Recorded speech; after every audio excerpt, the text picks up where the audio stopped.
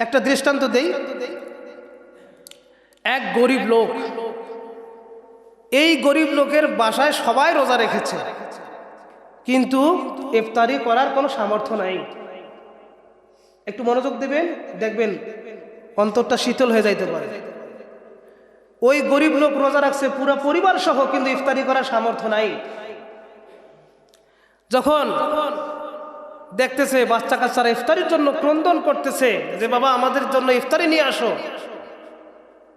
তখন বাবা আকাশের দিকে চাহিয়া বলতেছে, হায় আল্লাহ, আমার সন্তানেরা ইফতারির জন্য কান্না করতেছে, আমার পরিবারের লোকেরা ইফতারি খাওয়ার জন্য আমার কাছে চাচ্ছে, কিন্তু আমার তো সামর্থ্য নাই, আমি কোথা থেকে ইফতারি দান করব, কোথা থেকে ইফতারির ব্যবস্থা করব, আমার তো টাকা পয়সা নাই। ওই গরিব লোক ওই গ্রামের একজন ধনাঢ্য ব্যক্তির কাছে টাকা ধার চাওয়ার জন্য এলেন। ওই লোক ওই গ্রামের ধনাঢ্য ব্যক্তিকে বলতেছে, ও আল্লাহর বান্দা, আমাকে কিছু টাকা ধার দেন, আমি এই টাকাগুলো দিয়ে ইফতারি কিনে আমার পরিবারকে ইফতারি করাবো।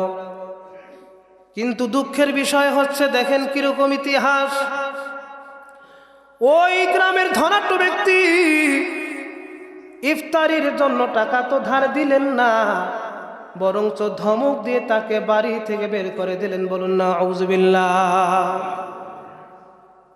আল্লাহ বলেছেন, ওয়া আম্মা সাইলা ফালা তানহার, সূরাতুদ দুহার মধ্যে বলেন, ও বান্দারা রে, যখন তোমাদের কাছে কেউ কিছু চাইতে আসবে তাদেরকে তোমরা ধমক দিও না। কে বলেছেন বলুন? আল্লাহ বলেছেন। এই আয়াতের বিরোধিতা করলো ওই বড় লোক, ধনাঢ্যশালী লোক, ধনাঢ্য লোক, ওই সম্পদশালী লোক তো ইফতারির জন্য টাকা ধার দিলেন না, বরংস রাগ দেখিয়ে ধমক দিয়ে বাসা থেকে বের করে দিলেন।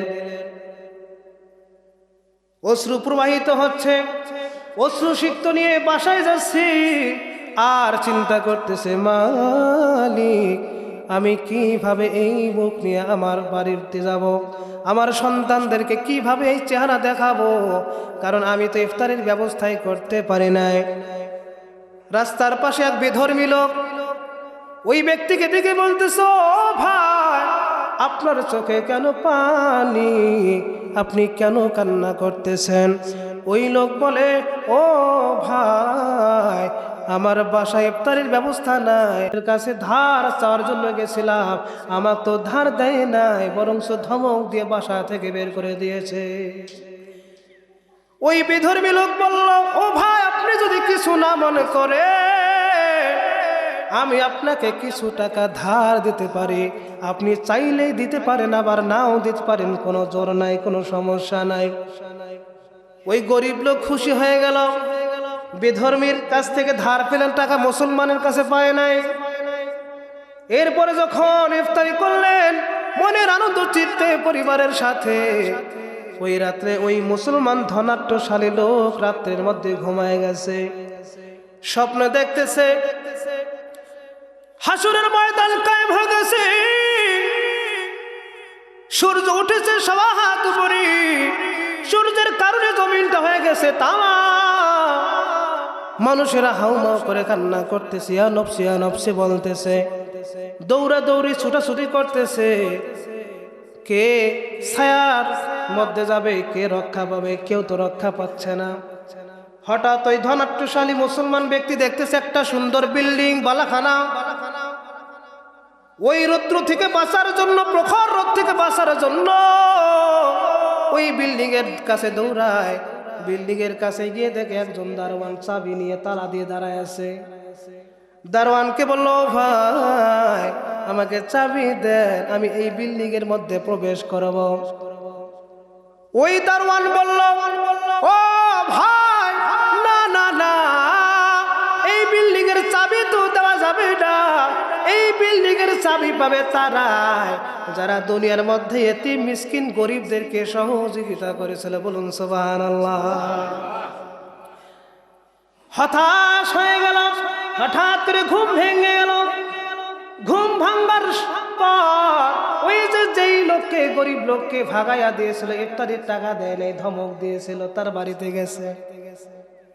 বাড়িতে যাওয়ার পর ওই ব্যক্তিকে বলতেছে, ও ভাই, যত টাকা লাগবে নেন, ধার না, এটা আমি আপনাকে দান করে দিলাম।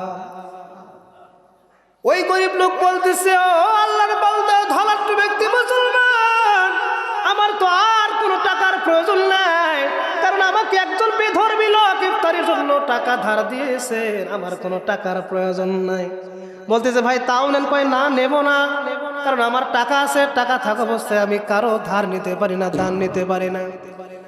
এরপরে আবার ওই যে বেধর্মী লোকের কাছে গেছে, বলে, কোন লোক আপনাকে দান করেছে? বলে, অমুক বিধর্মী লোক দান করেছে। তার বাসায় গেল। বাসায় যাওয়ার পর ওই বেধর্মী লোককে জিজ্ঞাসা করতেছে, ভাই, আপনি কত টাকা তাকে ধার দিয়েছেন? বলেন, এত টাকা আমি ওই ব্যক্তিকে ধার দিয়েছি। তখন ওই বেধর্মী লোককে ডাক দিয়ে বলতেছে, ও আমার ভাই,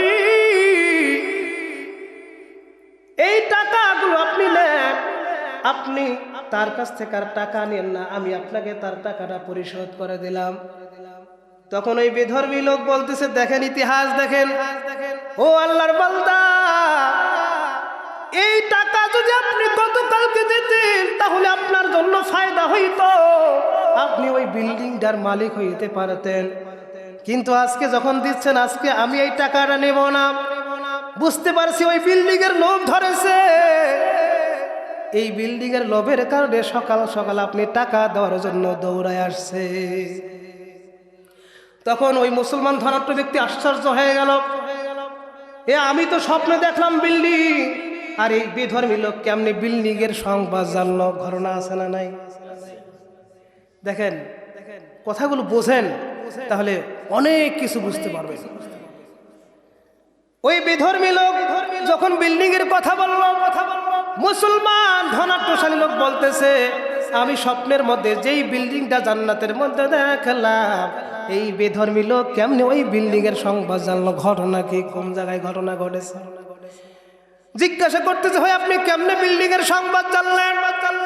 বলতেছে, ও ভাই, আমি যখন ওই ব্যক্তিকে টাকা ধার দিয়ে ঘুমায় গেলাম, রাত্রিবেলায় আমার ঘুমের ঘরে প্রিয় নবী মুহাম্মদ রাসূলুল্লাহ সাল্লাল্লাহু আলাইহি ওয়াসাল্লাম আমার ঘুমের ঘরে স্বপ্নের মধ্যে চলে এসেছিলেন। আমার নবী আমার কাছে এসে বলে, এরে আল্লাহর বান্দা রে, আর ঘুমিয়ে থাকিস না, আর জাহান্নামের দিকে যাস না রে বান্দা, আয় আয় আয় আমার বুকে আয়। তুমি যে ওই ব্যক্তিকে দান করেছো, ইফতারির টাকা দান করেছো, আল্লাহ এত পছন্দ করেছে, আল্লাহ তোমাকে মুসলমান বানার জন্য আমি স্বয়ং নবীকে তোমার ঘরে পাঠাইয়া দিয়েছি। বলে, তুমি যে ওই ব্যক্তিকে ইফতারি দান করেছো, ইফতারির টাকা দিয়েছো, আল্লাহ এত পরিমাণ খুশি হয়েছে, আল্লাহ আমাকে বলতেছে, ও নবী আমার, আমার ওই বান্দার কাছে যাও, ওই বান্দার কাছে গিয়ে বলো মুসলমান হয়ে যাও, কালিমা পড়ে নাও, কালিমা পড়লেই ওই বিল্ডিংটার সে সঙ্গে সঙ্গে মালিক হয়ে যাবে। আমার নবী যখন আমাকে বুকের মধ্যে নিলেন এবং যখন কালিমা পড়ে মুসলমান হলেন, আল্লাহ আমাকে ওই বিল্ডিংটার সুসংবাদ স্বপ্নের মধ্যে দিলে, এই জন্য আমি ওই বিল্ডিংটার খবর আল্লাহর কাছ থেকে জেনেছি। বলুন সুবহানাল্লাহ। ইফতারি দেওয়ার কারণে কিরকম ফজিলত পাওয়া যায়? আপনাদের আশেপাশে অনেক প্রতিবেশী আছে, ইফতারি করতে পারে না, ভালো মন্দ খাইতে পারে না। এই রমজান মাস একটু খোঁজ খবর নেন, কার ইফতারি নাই। একটু রমজান মাস খোঁজ খবর নেন যে কে ইফতারি করতে পারতেছে না। হযরত ওমর রাদিয়াল্লাহু তাআলা আনহু ঈদুল ফিতরের দিনে ঈদের নামাজ আদায় করার পর ঘরের মধ্যে ঢুকে হাউমাউ করে কান্না করতেছে। ঈদের নামাজের পর যখন ওই রাস্তা দিয়ে হযরতে আবু হুরায়রা রাদিয়াল্লাহু তাআলা আনহু বাসায় যায়, দেখতেছে হযরতে ওমরের ঘর থেকে হাউমাউ করে কান্নার আওয়াজ আসতেছে। যখন কান্নার আওয়াজ কানের মধ্যে আসলো, কান্নার আওয়াজ শোনার সঙ্গে সঙ্গে দরজার মধ্যে নক করতেছি, দরজা খোলে না। নক দেওয়ার সঙ্গে সঙ্গে আরো জোরে হাউমাউ করে কান্নার আওয়াজ আসতেছে। হযরতে আবু হুরায়রা বলে, ও বড় ভাই, আপনি কেন এত হাউমাউ করে কান্না করতেছেন? দরজাটা খুলেন, আপনার কারো কান্না করার কারণটা জানতে চাই। যখন দরজাটা খুললেন, হযরতে ওমরের চোখে পানি, হযরতে ওমরের চোখে পানি দেখি হযরতে আবু হুরায়রা রাদিয়াল্লাহু তাআলা আনহু জিজ্ঞাসা করলেন, ও হযরতে ওমর, আপনার চোখে কেন পানি? আজকে তো ঈদের দিন, আজকে তো খুশির দিন, আজকে আনন্দ করার দিন, কিন্তু কেন আপনার চোখে পানি? আপনার চোখে তো আজকে পানি থাকার কথা না। ও ওমর ভাই, আপনার ঘরে কি রুটি নাই? আপনার ঘরে কি হালুয়া নাই? আপনার কি টাকা পয়সা নাই যার কারণে আপনার চোখে পানি? হযরতে ওমর বলে, আরে আবু হুরায়রা, আমি হালুয়া রুটির জন্য কান্না করতেছি না, আমি কোনো খাবারের জন্য কান্না করতেছি না, আমি এই জন্য কান্না করতেছি, 1 মাস রোজা রাখলাম, 1 মাস তারাবি পড়লাম, 1 মাস সাহারি করলাম, ইফতারি করলাম। এরে আবু হুরায়রা, আমি তো জানি না এই রোজাগুলো, ইফতারিগুলো, সাহারিগুলো আমার আল্লাহর দরবারে কবুল হয়েছে কিনা, এই জন্য আমার চোখে পানি। হযরতে আবু হুরায়রা বলে, ও খলিফাতুল মুসলিমিন, আপনি তো আশারায়ে মুবাশশারার একজন, আপনি তো জান্নাতের সুসংবাদ প্রাপ্ত সাহাবী একজন, আপনার কিসের চিন্তা? আপনি তো জান্নাতের সুসংবাদ দুনিয়ার মধ্যে পাইছেন, আপনার রোজা কবুল হইলে কি আর না হইলে কি? আপনার ইফতারি কবুল হইলে কি আর না হইলে কি? আপনার সাহারি কবুল হইলে কি আর না হইলে কি? আপনি তো দুনিয়ার মধ্যে জান্নাতের সুসংবাদ পেয়েছেন, আপনার তো কোনো চিন্তা নাই। হযরতে ওমর বলে, রে আবু হুরায়রা, যেই আল্লাহ আমার আমলের কারণে খুশি হইয়া, যেই আল্লাহ আমার আমলের কারণে খুশি হইয়া জান্নাতের সার্টিফিকেট দিয়েছে, ওই আল্লাহ তো আমার আমলের কারণে অসন্তুষ্ট হইয়া জাহান্নামের সার্টিফিকেটও ধরাইয়া দিতে পারেন, ঠিক কিনা?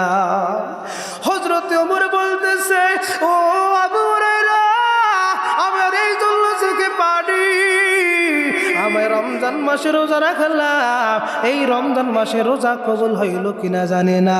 এরে মোল্লা পাড়ার মুসলমান, এত বড় সাহাবী হওয়া সত্ত্বেও রোজা কবুল হয়েছে কিনা এই জন্য কান্না করতেছে। আপনি আমি অনেক দূরে আছি, আপনার আমার অবস্থা কেমন হওয়ার দরকার ছিল? এই জন্য আল্লাহকে বলে, আল্লাহ দয়া করে আমাদের রমজান মাসে রোজাগুলোকে কবুল করে না। বলুন না আমিন। আল্লাহ তাআলা আমাদের সবাইকে উক্ত কথাগুলোর উপর আমল করার তৌফিক দান করুন। উচ্চ স্বরে বলুন আল্লাহুম্মা আমিন। যারা